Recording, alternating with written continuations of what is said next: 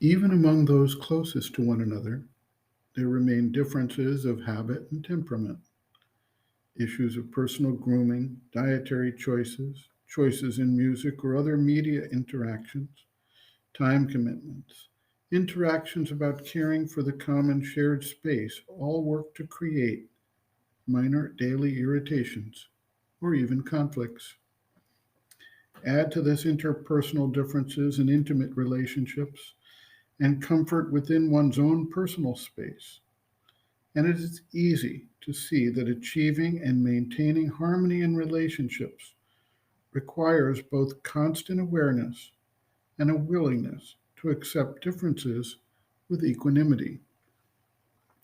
Starting from the personal, egocentric view of things, we naturally start from an assumption that our own particular way of understanding and acting is the right way, and thus the other person needs to change.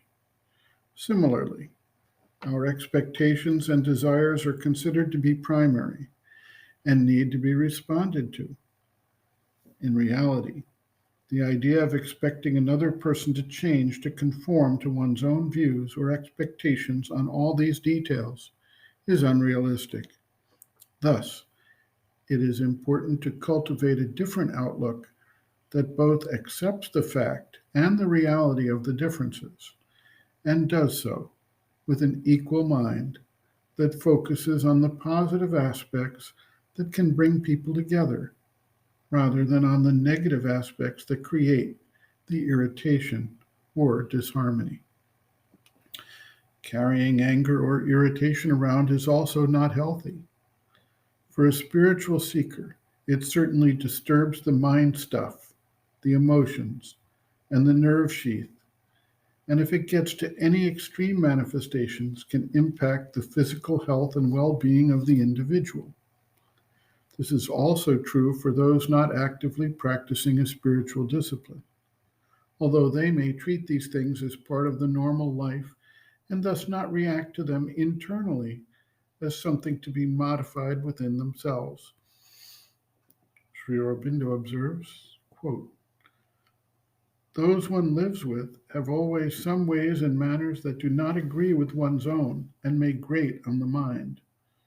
To observe quietly and not resent is part of the discipline in life.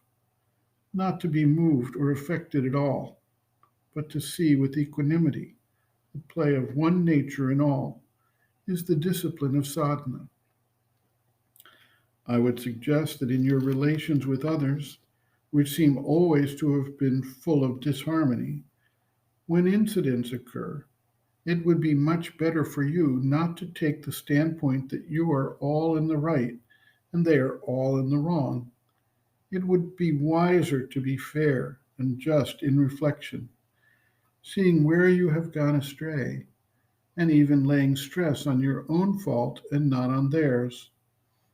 This would probably lead to more harmony in your relations with others. At any rate, it would be more conducive to your inner progress, which is more important than to be the top dog in a quarrel. End quote. Reference Sri Aurobindo, Integral Yoga, Sri Aurobindo's Teaching and Method of Practice, Chapter 11, Human Relationships in Yoga, Harmony with Others, pages 339 to 342.